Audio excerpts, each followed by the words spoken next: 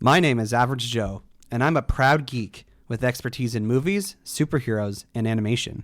My name is Beef Pork Ribs. I'm a fine repository of esoteric knowledge, which I suppose most people would qualify as geeky.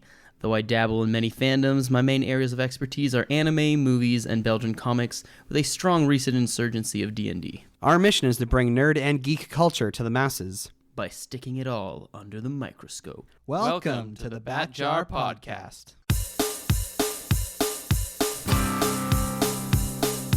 Movies, comics, graphic novels, TV, cartoons, animation, nerds are geeks, entertainment culture. Hear it on the Bat Jar, Nerdy Power.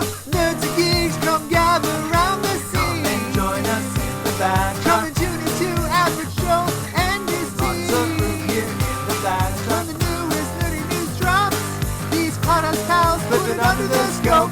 DC, Marvel, Disney, Star Wars, cinematic multiverse. It's mega Christmas, strangest franchise. Hear it on the Bat Jar, Nerdy Power. Hello there, and welcome to the Bat Jar Podcast, where we put nerd and geek culture under the microscope. And much like Marvel, if we run out of content, we reuse some older one and try to move forward and make improvements. And also mash it all together to make a new thing, apparently. Mjolnir, it's good to have you back. I feel like it's been a little while since we last saw you or heard you. I think it has been a while. With baby and school and everything, I've been missing you. Oh, I've missed you too. I don't know if you were speaking you to the podcast or me personally. Either way, I'm sure everyone misses each other. Whatever makes you feel better. All right, so I have a story to tell you guys. Yesterday, I was doing some yard work for people in my parish, and they had a couple kids. So after we were done raking leaves, the mom brought us out some coffee, and a couple of their kids were there. There was a 4-year-old girl, a 10-year-old boy, and a 12-year-old girl. And I made a couple of observations, pop culture related, that kind of helped me understand the world we live in now. The first is that the 10-year-old boy, he talked about watching the show What If? And based on the knowledge that he's a 10-year-old boy, guess what his favorite episode of What If was? I'm going to go either Party Thor or Zombies. Or I'm gonna guess the Guardians of the Galaxy one. Oh yeah, that's true. He's very... Well, wait a minute. Which one of these movies came out in his lifetime? That's what I was trying to think about. So the correct answer is the zombie one. I win. He was like, oh, remember when this happened? Like he was kind of like explained the whole episode to me as if, and I'm like, I told him I'd seen it, but he still felt the need to explain everything to me. Yeah, that's just a kid thing. Yeah, my little brother does the same stuff. It's very cute until it's not. And then he broke my heart because he said he'd only seen the first Star Wars movie, and I tried to clarify what he meant by that, and it turned out he was referring to The Force Awakens. That's so sad. So he broke everyone's heart. He broke the really severe original trilogy purists' hearts, and he broke the prequel fans' hearts. That's just the world we live in now, where kids are going to watch The Force Awakens and think it's the first Star Wars movie. My little brother Michelangelo is he's a purist against the new Star Wars stuff, because we grew up watching all the Star Warses, and he basically just on principle hates everything made after the prequels. He won't even watch it or give it a chance. He's like, no, it's horrible. It must be. Yeah. And I mean, that's not that's a bit of an overcorrection. Not a great way to deal with stuff either, but because he applied that to the first season of The Mandalorian as well. Yeah. And it was Book of no, Boba Fett. that was good. But yeah, there's still some out there who know what they're talking about. Yeah, I mean, one of the things that my grade 7s, and they're 12 or 13 years old, they accuse me most often is to make outdated references, and it suddenly hit me that they were born the year I graduated from high school. So yeah, a lot of the references I make might be a little outdated for them. Oh boy. Well, that's as it is. The third thing I thought was interesting is like the 12-year-old girl talked about loving Marvel, and she talked about how she was probably going to see Doctor Strange with her friends, and that did my heart good. I'm like, we're at a point now where girls are openly saying that they like superheroes, and they're talking about going to see the movies with their friends. Yeah, well, I mean, I feel like there's also less of a pushback. Like, like I know it's kind of a bad thing, but there was a time where people would, especially. I feel like the comic book community especially was very gatekeepery, especially comic book stores. There is definitely a higher percentage of, or at least there was, I think it's getting better, but I think still probably there's a higher percentage of like female MCU fans than female like Marvel Comics fans, especially skewing younger, I think, because it's movies are like more accessible, although the MCU is getting so like sprawly and not for much longer, but but also, yeah, it's kind of that gatekeeping thing that like women were able to get on the ground floor of the MCU more than they were, the quote ground floor of the comics, because the MCU is younger than like the overall comics history. So I think like I know a lot of women who are like MCU fans but don't really like deal with the comics. I think like I actually again, my students recently did a debate about like Marvel versus DC, and I just remember the kid who had to debate for DC because he didn't get to choose his position was basically asked me, what am I going to say? There's no way that you can argue this. And then I started talking about things outside the movies, like, oh, I guess we can talk about that, which is a strange thing because I feel like it's the debate of MC versus Marvel for people our age and older was very much about, the comics and the themes and everything. But now it just seems to be more about the media empire rather than, the actual quality of the stories. Right. Well, to that family, thank you for enlightening me into the current state of affairs. So the takeaways here: girls like Marvel, boys like zombies, and kids today think Force Awakens is the first Star Wars movie. I did my best. I didn't try to correct him or anything. I just sort of let him live in his lie. Mjolnir, we totally skipped over asking what's something nerdy or geeky you've been up to since you're last on the show. I got into video games a little bit, like a tiny little bit. Like I bought a game called Unpacking on Steam, where you unpack this lady's life, and then every time she moves, you have to unpack into the new place, and it like tells a story without word. It's really good. Like it's not just the mechanic is really like calming and satisfying, and I really liked putting things away and in the right places and organizing them and stuff. But it's also like kind of tells the story of this lady's life as she gets older and stuff, which is pretty cool. And then I got another video game after I finished that one. I was like, yeah, I need a new thing to kind of play. So like, look at me. I guess I'm a gamer now. Gamer girl. Yeah, no, exactly. Yeah, I don't know. I've been kind of. I even put some stuff on my wish list on Steam. I was like, oh, cool. But it's stuff like, oh, there's this game called Power Wash Simulator. I'm like, wow, that looks great. So I'm enjoying like the puzzle games or like the more like casual or like relaxing ones, or like this is for people with ADHD. Also, just to say, I went and saw the movie Father Stew with my team this week. We don't have to do a whole episode on it, but I'll say very briefly, I would say it's a good movie, but it's not a great movie. Like the critics are really giving it a hard time, and the audiences who have seen it are really loving it, which tells me that the actual quality of the movie is like somewhere in the middle. It's probably, if you are Catholic, it's certainly the most, I would say, accurate representation of the Catholic faith that I've seen in like a live stream main mainstream movie since like Bing Crosby was in Going My Way back in like the 40s. But on a technical level, the movie does have really bad pacing. It's one of those movies where, it's telling the story of someone's life, and you have a really hard time gauging like how much time has passed between parts of the film.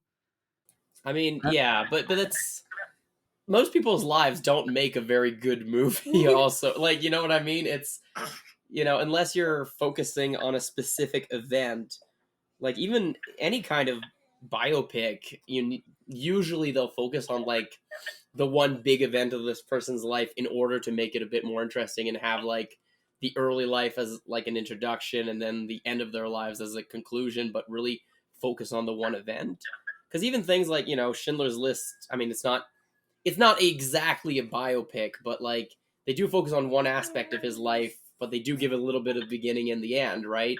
And I feel like a lot of even famous biography movies kind of hold to that structure.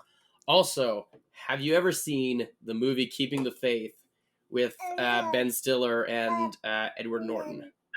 No, I've never even heard of it. Okay. Edward Norton is a priest and Ben Stiller is a rabbi, and they're best friends in New York and fall in love with the same girl. It sounds like it would be bad and irreverent and weird, but it's not. It's actually really good and kind of like well handled, because you do have a Catholic guy playing the priest and a Jewish guy playing the rabbi, and they clearly put thought and effort into it. There was clearly a lot of love and like, yeah, there's a lot put into it. Like they really thought about what they were doing, and like I think at the end of it, because I think Edward Norton was the director too, and I think it was like, it was, oh my god, what's the word? Dedicated? Yes. Yeah. So at the end, it was dedicated to his grandfather, I think, who was a priest. So like it was clearly based on this like personal story and this person in his life who was a role model. And so there was, yeah, we really liked it. It was, it's not a perfect movie, but it was kind of a cute, interesting little movie that like was exploring these like the lives and the story of these guys and their relationship. And yeah, it was a good mix. It wasn't like too reverent, but it wasn't too irreverent either. Yeah, you were talking about like good depictions of, Catholic faith and like life as a Catholic, and I feel like that was like, it was a movie where a Catholic priest falls in love, but it wasn't trying to make the church look bad, which is, rare and I think pretty good. Yeah. I'm sorry, his grandfather was a priest? Grandfather or great uncle, something like that. Like it was, it was more common back in the day for like widowers to become priests, so that might have been what it was. Right. Yeah, I'm trying to remember, but there was like, it was like some close person in his family. Right. That it was like dedicated to. Right. And it was clearly like, yeah, you could, and it was one of those things you see that at the end, you're like, oh, that makes sense. Like how personal a lot of it felt made right. a lot of sense. Well, you might be able to hear Jam in the background. She's just finishing lunch and hello. And I think she wants out of the high chair. Tiffany. Yeah, Father Stu is definitely a passion project for Mark Wahlberg. Like he puts a lot of effort into portraying this person at different stages of his life. And just with the pacing, it's like it's hard. It was hard for me to kind of follow at parts because I'm like, how long has it passed since this other thing happened in the movie? And it like for example, he gets in an accident at one point. And he's in the hospital, and it's not clear at all how long he's in the hospital for before he's on to the next part of his story. So if I were like making this movie, of course I'm not a professional, but I would have at least tried to like make some either visual cues or dialogue references that kind of help us understand the passage of time better. Yeah, or I mean, I'm taking film school, right? So I've been learning about some of this stuff, and there are sometimes, yeah, you have no choice, but you've got to put the little like the words like 6 months later or whatever underneath. But like there are a lot of like visual tricks as well to like that editors have to make people's brains make those connections. And I feel like sometimes with passion projects, the people making them aren't the people who know all the filmmaking techniques in order to make it really flow.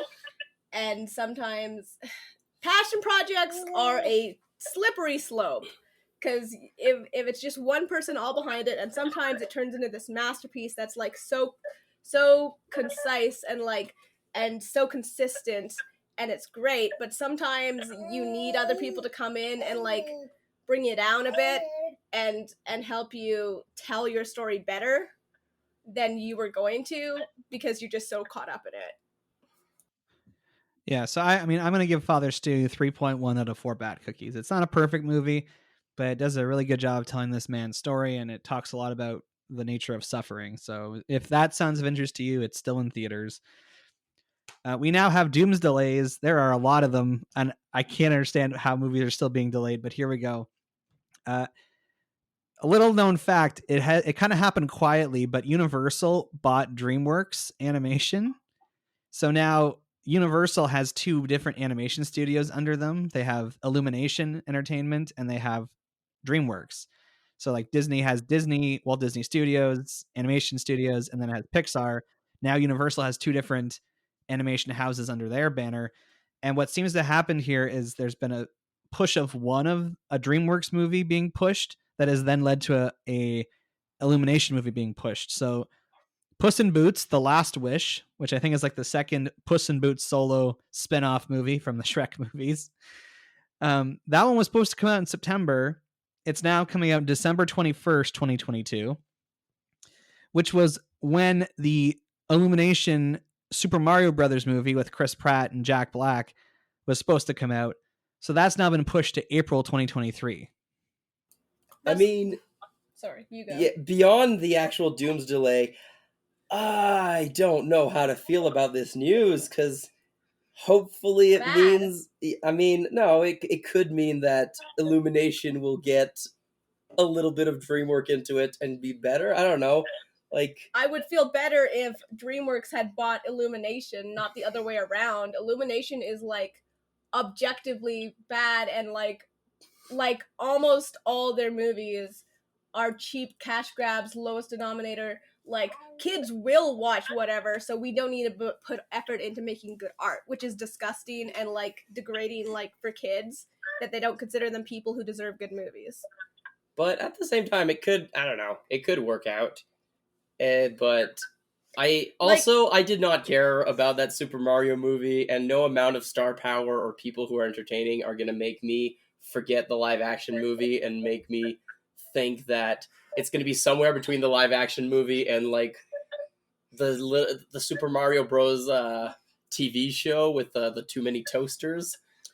Also, the fact that they're relying heavily on star power is a very bad sign that bodes badly, because most movies that do that kind of suck because they don't have real voice actors in them.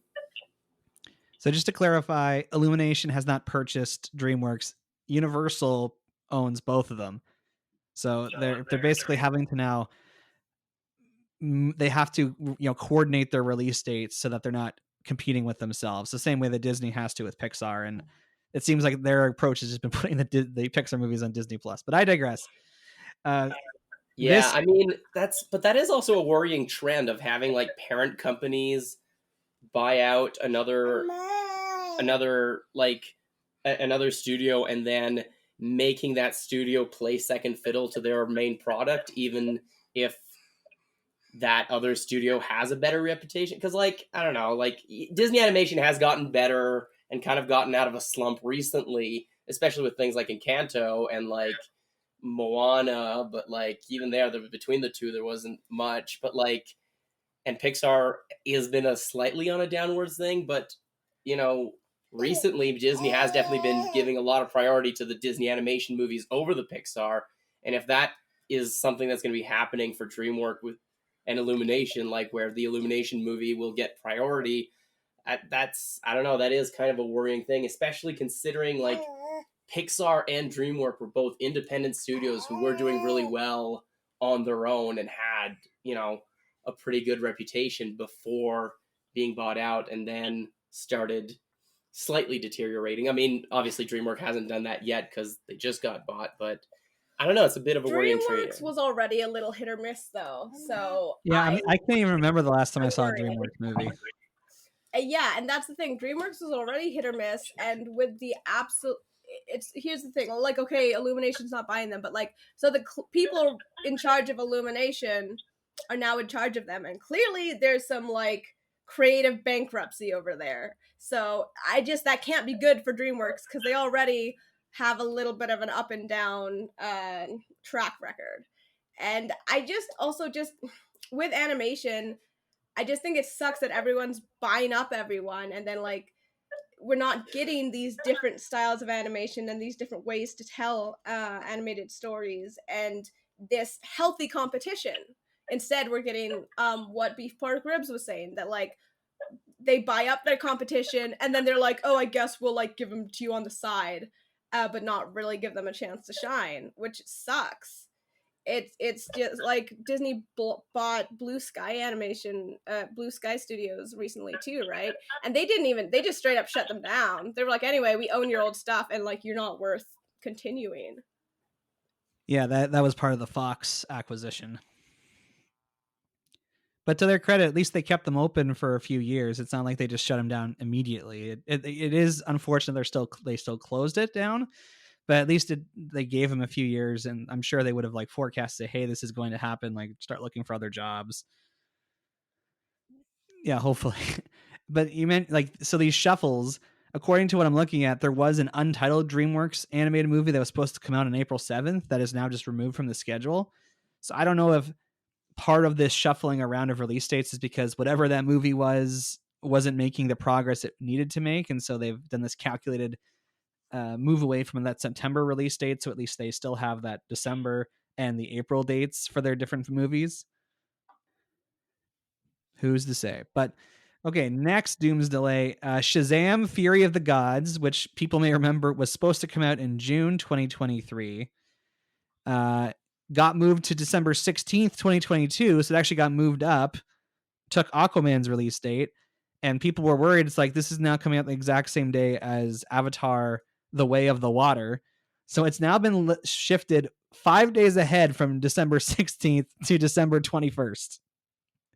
I mean, I think when we talked about it the first time, I was like, yes, DC should be pushing Shazam forward because they need to hold on to all their slightly successful franchises as much as they can.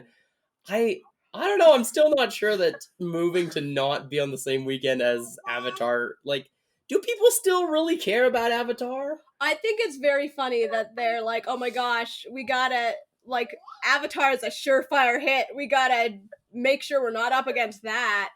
Like, and like Marvel already beat Avatar, so. Well, they've re-released it again, and they're going to do another re-release in September. So now it's globally the highest-grossing film again. Lovely. They're like, no, it can't. How dare we not be on top? Rude. But it's all Disney anyway, right? Because it's like Disney wins either way. Yeah, that's true. I don't know. It will be interesting to see the second movie of the Avatars finally come out. Because, when you said that, I was like, my brain immediately went, Avatar, what you said, Way of the Water? And, like, I was like, oh, is that the name of that new Avatar TV show that's coming out on, like, on Nickelodeon? Netflix. On Netflix? That's, wow, they have so little faith in Shazam that, like, they don't want it to go up against a TV show? That's interesting. Like, that's legit was my thought process. I wasn't even, like, thinking of, like, the Avatar movies. Yeah, so, it's really hard to, I mean, the first trailer for this new Avatar movie is supposed to come out with Doctor Strange 2. So we'll see what the reaction is like. If it does well, like if it has a lot of views, it probably means that it'll end up doing well, because that's been the tracking. If movie trailers get a lot of views on like the first day, it usually means it's going to do well financially. I mean, yeah, but I feel like that's just on the level of like I'm coasting off of previous stuff though, right? Like the Force Awakens trailer did amazing, and Force Awakens did amazing because people were just like, oh my god, new Star Wars, and like Force Awakens is okay.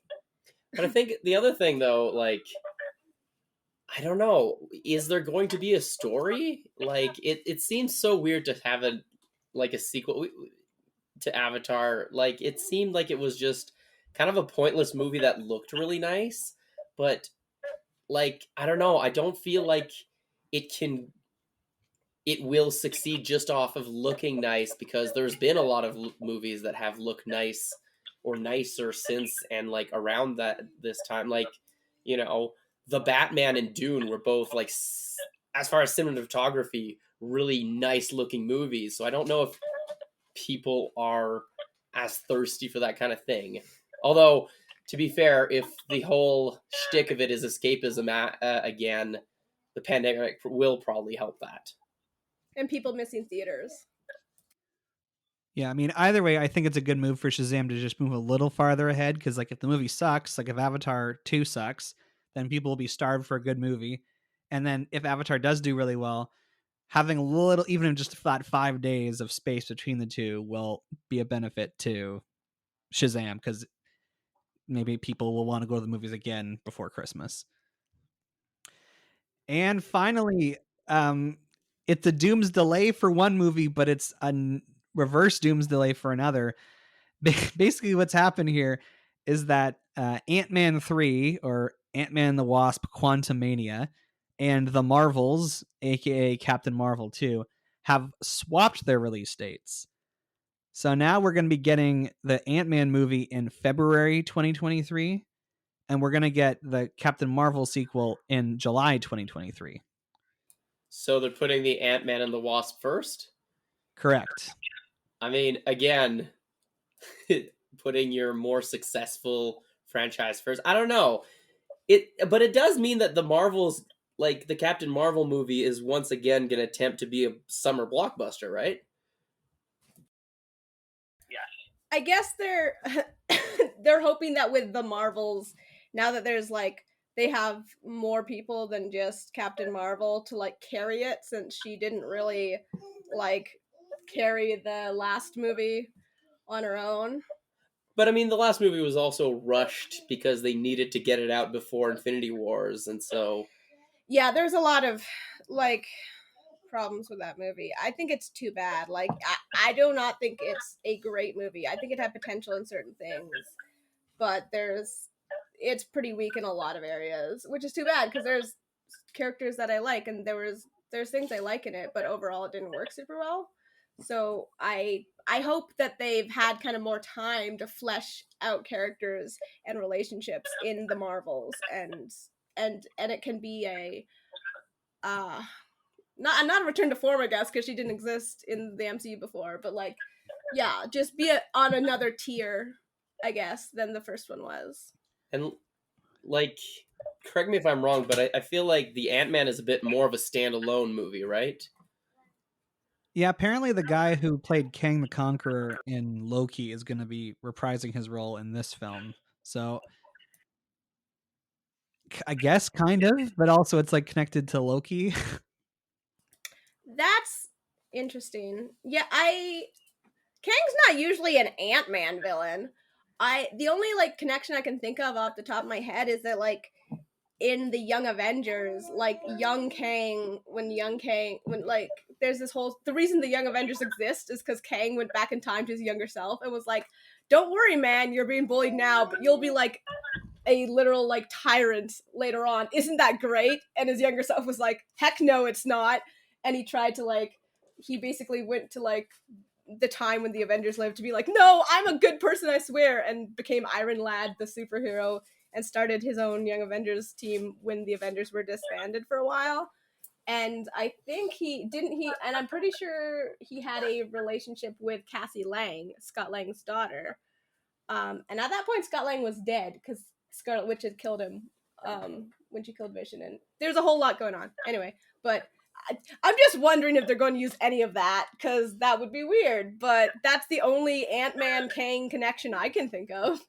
Yeah, so it might be in the way that like Thanos was in the first Guardians of the Galaxy, kind of just establishing his presence in the world for being a larger threat later on. I don't know if he's like the central villain, but it is kind of weird. It's like okay, you guys set this release schedule, so there must be something going on behind the scenes that's leading to this issue, because they've been building up the Marvels. Like they had Monica Rambeau in WandaVision, the Ms. Marvel show where Kamala Khan's gonna debut comes out this summer on Disney Plus. So to me, it's like, all these other pieces are in play to set up characters that are going to be in your movie. How is it that, like, why this shift? It feels like you would want to have them, more present in people's memory. Like at this point, by the time this Marvel's movie comes out in July 2023, it'll have been more than 2 years since WandaVision came out, and it'll have been more than a year since Ms. Marvel had come out. So I don't know. Maybe I'm thinking people have short memories, but wouldn't they? Wouldn't it make more sense to have that one come out sooner rather than the Ant-Man movie, which is only relying on like one previous character who made one appearance in one episode? Here's my my hot take for you. Marvel has no idea what they're doing, and they're struggling to try to keep things coherent. Like, not completely, but I do feel like there are.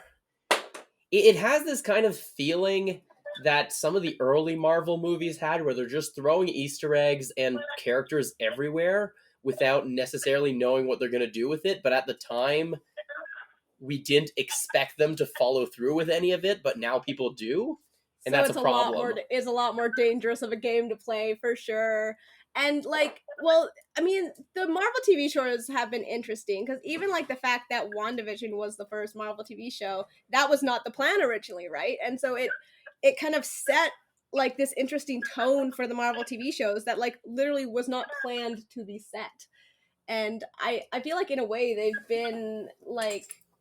been trying to fix that or trying to like work with what ended up happening because of the pandemic since then in figuring out this balance between the TV shows and the movies, and it'll be interesting to see if it works or not. I hope it does. I mean, my favorite thing about the MCU was that it was like a big TV series, so I was excited when they started doing TV shows, and like some of their TV shows I've liked more than others. Most of them have had some amount of problems, but I think most of the ones that I've seen, there've still been like good things in them that I've been like, or I've been at least like, I think this was worth making, I guess. So I think Mjolnir is more or less giving a more reasonable version of my hot take, that it's like it's not necessarily they don't know what they're doing, but I think there is a lot more reactiveness than there used to be. They're still finding their legs, like the MCU was when it started, and I Yeah, think that's okay. Let it have growing pains. Yeah, but I think it's more than that. I think it has become like the MCU did still have a direction that wasn't too complicated because there were less balls in the air, and you also were still going with fairly well-known storylines, which ended up backfiring a little bit, but still. Whereas now they are, I think they're trying to track what is still popular, and that's probably what's happening behind the scenes. Is that it's like as the TV shows come out, like you said, the Marvels, Monica Rambeau didn't do super well in the wake of WandaVision, so maybe they're trying to get something in there, either to actually on purpose make people forget about her a little bit and maybe throw her in a cameo in another TV show or something, or just to switch around how people are feeling about it. I don't know. Like, obviously this is way more to deal with than it used to be, and so I think it probably does make sense just based on factors we are not privy to. Yeah. This also just seems like a really stressful time to be working in the entertainment industry. Like I've seen at least 3 different reports in this last week of directors stepping away from projects. Like Justin Lin, like 4 days into filming Fast X, stepped down as director. I just saw yesterday John Watts, who has directed like the Tom Holland Spider-Man movies. He was committed to doing a Fantastic Four movie, has now decided to step away from that project. My assumption here is just it seems like there's a lot of these creative differences happening right now, and I think there's just still, coming out of the pandemic, a lot of stress associated with making movies. I think that's a really good sign, though, that directors are standing their ground and not letting studios bully them. And Rather than Marvel just firing all their directors halfway through the movies. well, that, or being like, okay, well, because Marvel was doing this thing for a while, and other studios as well, I think, where they take an indie director who did one big thing and then give them this massive tentpole project, right? And then they'd kind of bully them a bit, and like they're in this position where they don't really have enough power and clout on their own to have their say in a lot of things. So the director has to compromise a lot more than they usually might have to.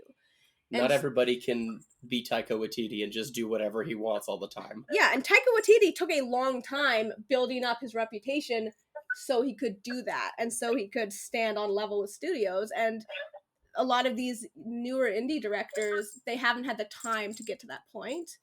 And so I don't know, I think it's a good sign that these directors are, maybe they've seen that pattern over the last couple of years, especially like you said, Average Joe, with the pandemic, that they're like, no, I'm not going to let this happen. Like, I'm not going to have my name attached to this movie and put all this work and thought into it and then only have like 15% of what I want come out in the final movie, or get fired halfway through because I finally had enough and didn't want to compromise anymore. I also, just to go back really quickly, like, to the Marvels, if they're trying to figure stuff out and like, yeah, maybe like rework Monica Rambeau's character a little bit or whatever they're doing, I hope they make good use of that time, and when we go see it, it's like, oh yeah, it used that extra year, and it's great and it's awesome and like it's really well thought out and works super well. I really hope that's what ends up happening, because I think that would be great. So there you go. That's all the Doomsdelays for today. Way more than we're usually. There's like one or two, but there were a bunch today. It's now time to move into our feature conversation. What were we thinking? This is a kind of a recurring segment we do once in a while, where we go back and look at one of our older episodes and genuinely ask the question, what were we thinking at that time? So the episode we're kind of reviewing or reflecting on today is episode 6, where we talked about spoilers for Doctor Strange, and then we also tried to tackle the question of, is RWBY an anime? Now, obviously, neither of you guys were involved with the podcast at the time, so I would love to hear your thoughts on how that episode went first. All right. I mostly focused on the parts about Doctor Strange because I thought that was the like main thing we were talking about. But there's a few things. Number one, you guys were talking about the beginning of Riverdale, and that to me was just super entertaining because that show has become such a entertaining dumpster fire since then, and there were kind of some of the signs at that point, but nobody was really sure what it was going to be, and I thought that was great. I think the Doctor Strange thing, I would like to talk about it more, but the main thing, yes, the main thing is the MCU was so young and so unready and so much less complicated and stupid than as opposed to what it is now when Doctor Strange came out. Which is funny because Doctor Strange still came out in like middle of the MCU. Like, yeah, it was not an early MCU movie, and like I remember at the time one of the main complaints people had was that, oh, it's a really basic origin story movie that you would expect from Phase 1, but this isn't Phase 1 anymore. Yeah. And now things have gotten even more complex and complicated. And I don't know, the whole RWBY argument, like, I think the problem with the argument around RWBY is that it wasn't, the argument around like Avatar: The Last Airbender, I kind of see the points a little more directly, but RWBY was a very independent project at a time where independent projects weren't usually something that would ever happen. So I think that it's a lot more of a moot point whether or not RWBY is an anime, because it was kind of just, one person's passion project with a few of his friends around it. and heavily inspired by the anime that he loved, right? So Yeah, I but feel like that's points for it being an anime. I suppose. Because if it's like, because if you don't have a lot of those other factors, you're mostly going on the creator and the inspirations. Those are pretty anime heavy.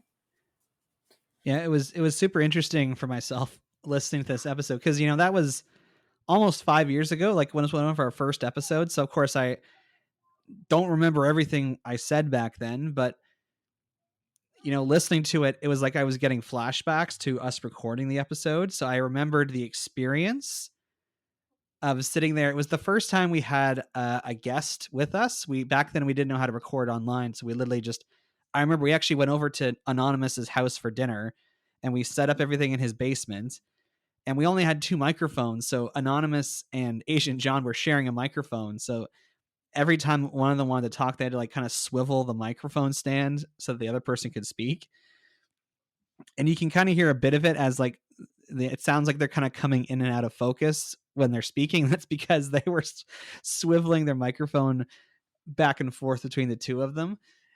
It's also just funny for me listening to it because I can tell I could remember like my reactions to like the things they were saying. And I find this even now when I listen to the podcast. I'm trying to get better at this, but often when I'm talking to somebody and I'm like, I'm not listening to what they're actually saying, I'm thinking of the next thing I'm going to say. So I've caught myself listening to like our episodes of like, oh yeah, I didn't really understand what he was saying to me, or I didn't really listen to what he was saying to me.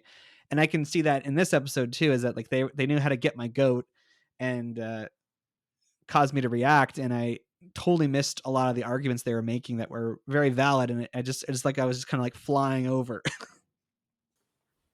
Yeah, that's a struggle with performative conversations like this, that it definitely takes getting used to.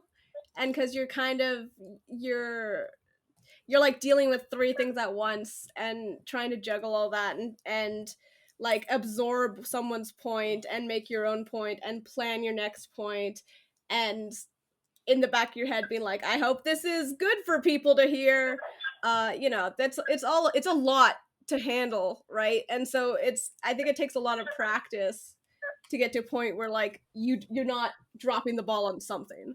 And I think the other thing, like, I think you talked about it last week when you were talking when we mentioned like doing one of the earlier episodes. You guys were covering essentially 3 full subjects in the episode. Like, I know technically the Archie, like the Riverdale thing, was part of the news, but you did talk about it for a fair amount, and then Doctor Strange, and then the main question is Ruby and anime, and like it was a lot of jumping around for one conversation. Yes, we've tried to do a lot less of that now. I realize I'm looking at like the recording time here, and ironically, we probably spent as much time on Doomsdelays as we would just talking about our feature conversation, which is fine. Just that's the way, what everything that's old is new again, as they say. Yeah, I'm sorry. No, it's not. It's listen, like there's no fault needed. I think also like the Doomsdelay this week were more interesting than they had been before, and we also kind of just touched on the acquisition of DreamWorks as well, so that did add to the conversation. Yeah, just sort of comes up. I'm also just not a succinct person. I'm kind of working on that, but yeah, I think it's partly the ADHD. I'm like, no, I have to like over explain myself and like say what I mean in like a paragraph. Not the worst quality in a podcast though. So yeah, like talking about the Doctor Strange part of the episode specifically, we were kind of like hitting on a lot of the spoilers and a lot of the controversies around the film. Like I had forgotten that there was a controversy about the casting of the Ancient One. Did that bother you guys at the time, and does it bother you now? It didn't really bother me at the time. I think at the time and now still, I'm like, it got blown out of proportion, and Marvel was basically, they were stuck between a rock and a hard place. Like, no matter what they did, it was going to be like they were going to be dealing with controversy no matter what they did, just because of that character and the stereotype that it originally was. I mean, So yeah. they made a choice in order to try to get away from that stereotype. And, you know, I think she's a pretty good character. She works well. I cannot remember her name right now, but that actress is wonderful and she's very good at being like otherworldly and like majestic, and she has this wonderful air about her. She played it very well. I think it's one of those things. I think it's like, yeah, it's too bad that like, yeah, that an Asian actor didn't get the chance to do that, but she did a good job, and they're making more efforts now to make more room for more Asian actors and like to be those characters, and to like what they ended up doing with the Mandarin was like they're like, yeah, they just completely they reinvented it, but still kind of gave it to the people that were originally being stereotyped.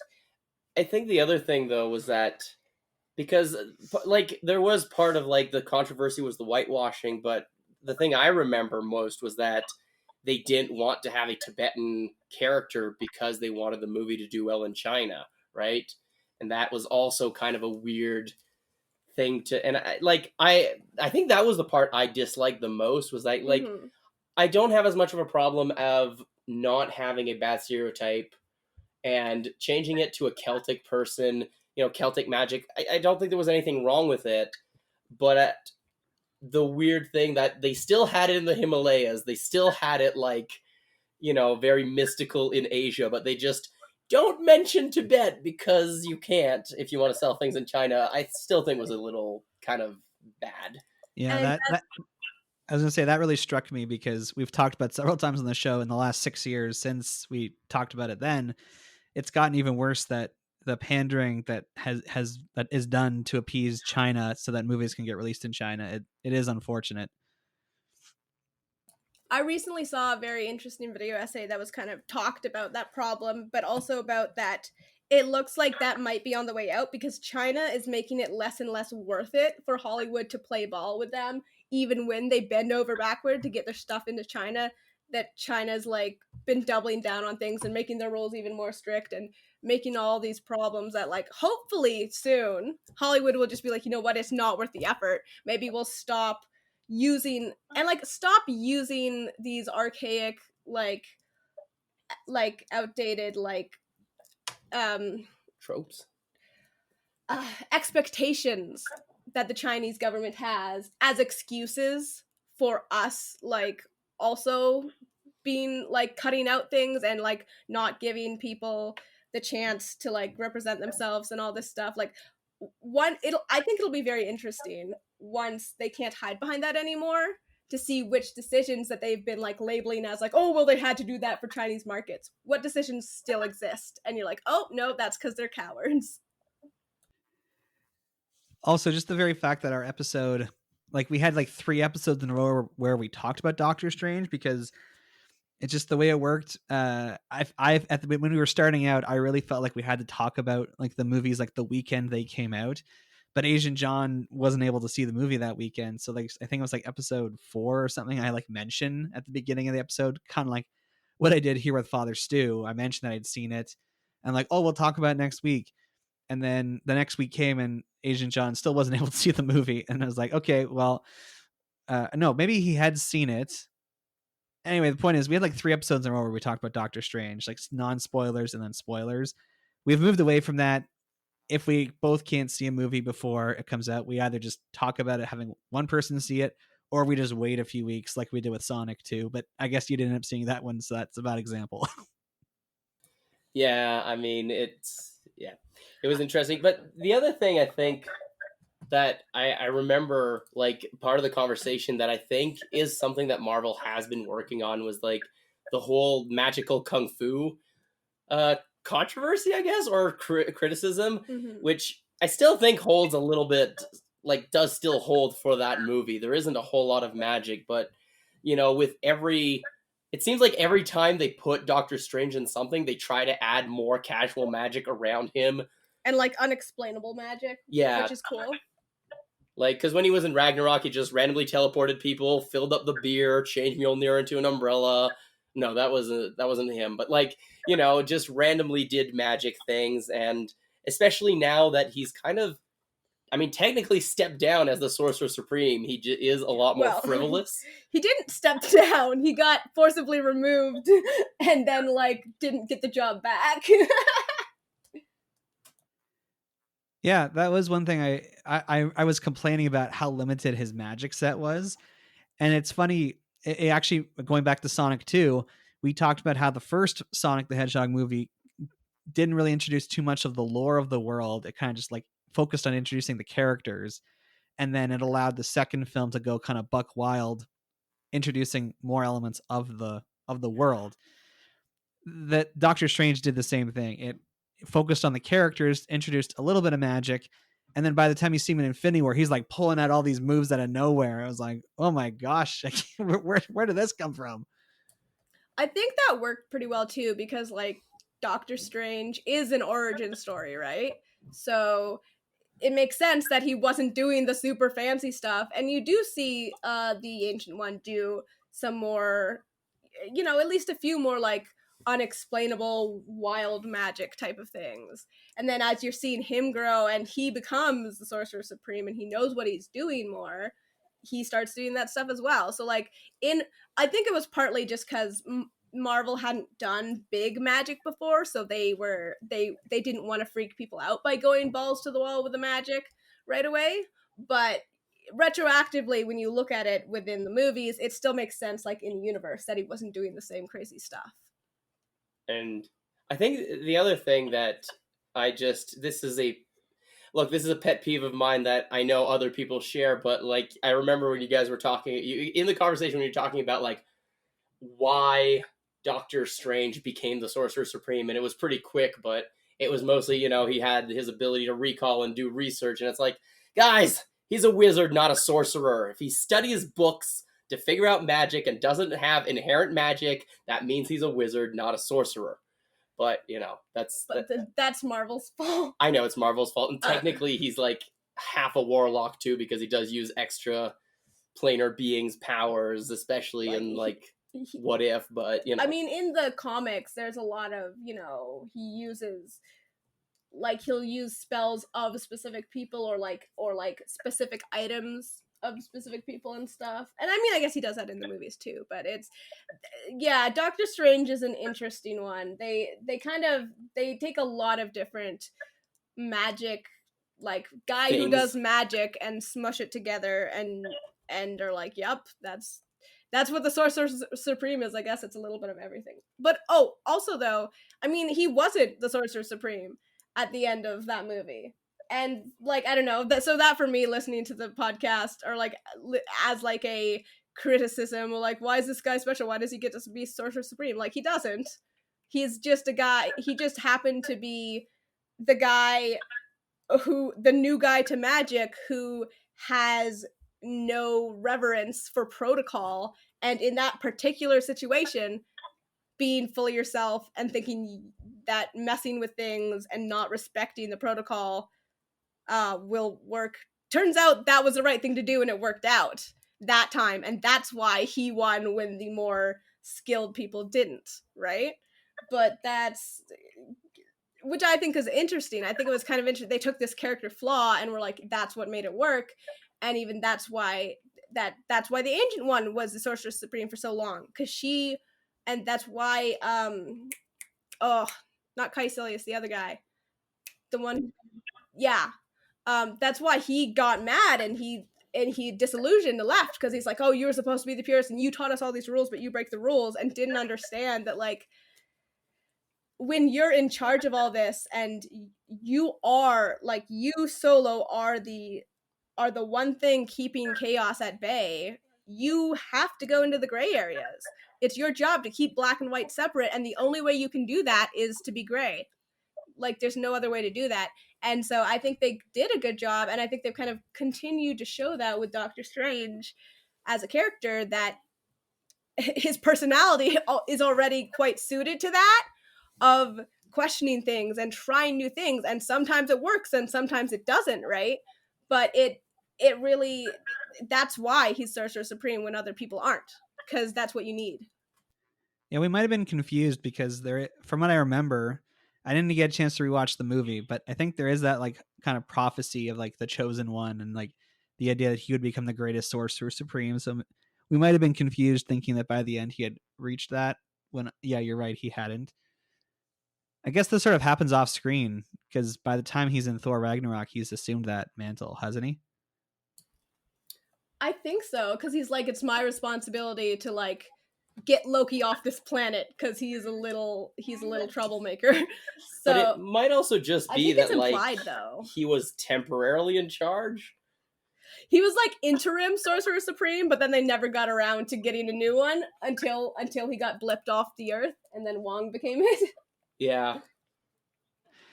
I also remember towards the end of our conversation, I went on a huge rant about the Time Stone, and I'm like, this is this is the worst MacGuffin ever because it just means like all their problems can be solved, and you know that didn't end up being the case. It, if anything, it worked to their detriment because Thanos was able to undo things using it, and then it was destroyed. So, you know, average Joe from 6 years ago, calm down.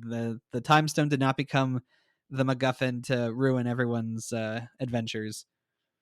Yes, but the thing is also like, because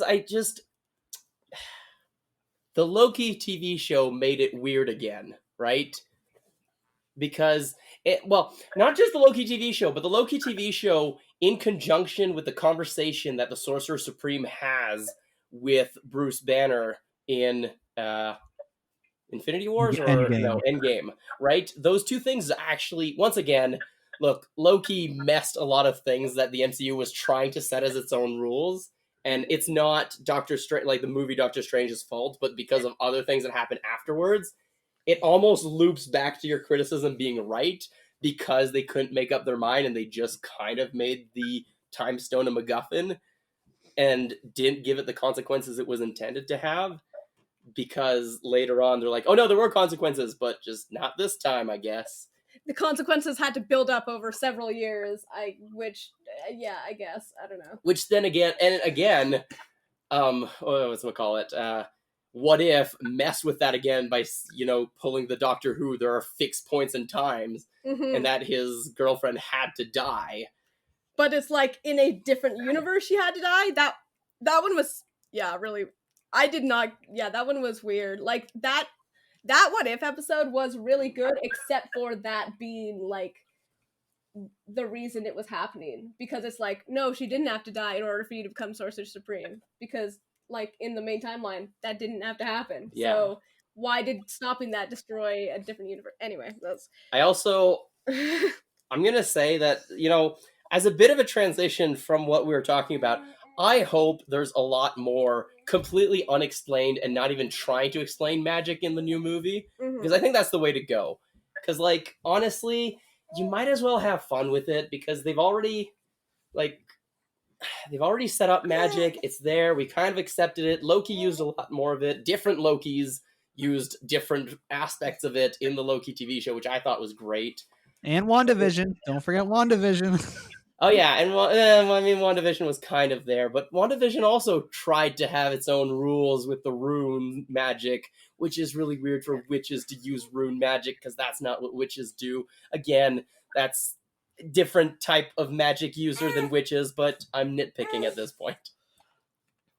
I mean, they don't have to follow any pre-existing rules for like magic's not real. They could just make up their own rules for magic. Yeah, I guess in the Marvel universe, witches use runes and sorcerers study books. It's fine. Calm down, beef pork ribs. Stop being a magic gatekeeper, okay? Nope. It's what I hated about Harry Potter.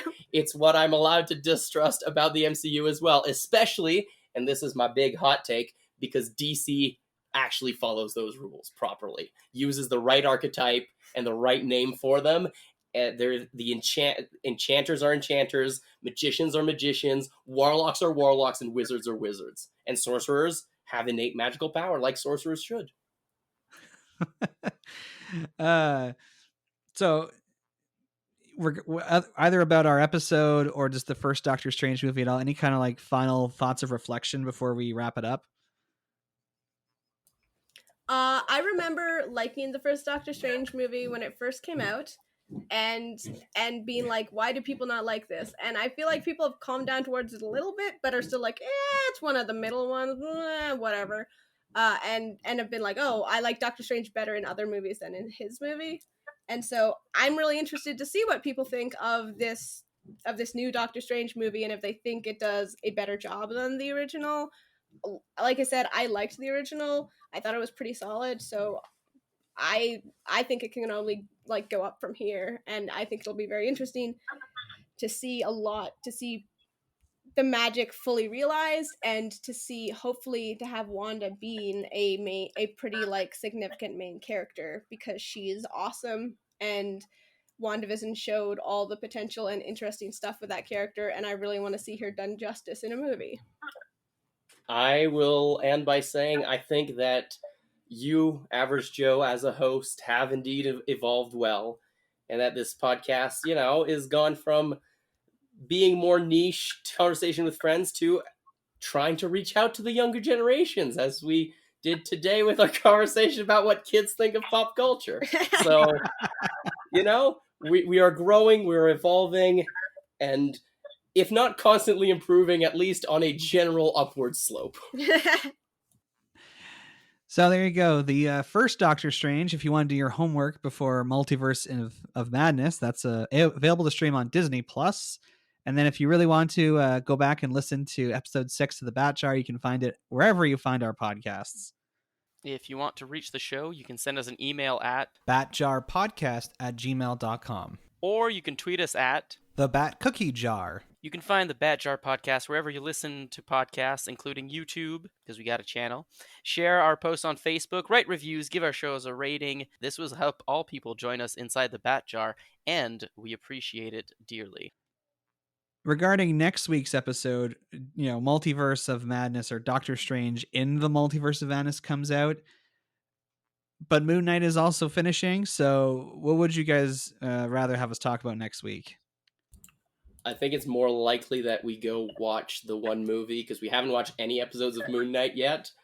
We'll have to remedy that too, but I think it's probably, probably more likely we'll get to be able to see one movie than watch an entire show. Okay, I haven't seen any of it either, so we can both commit to spending time over the next 2 weeks to watch all of Moon Knight before we talk about it.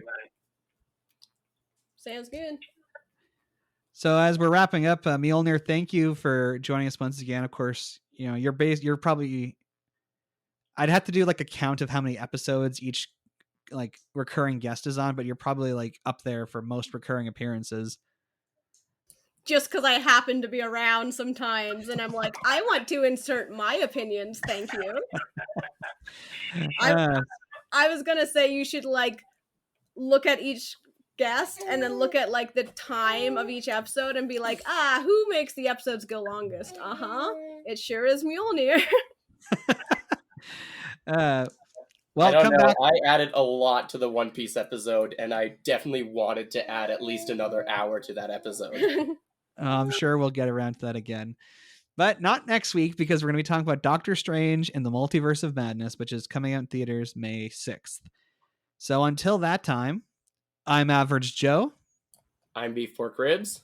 I'm Mjolnir. Catch you on the flip side. May all of your dreams come true.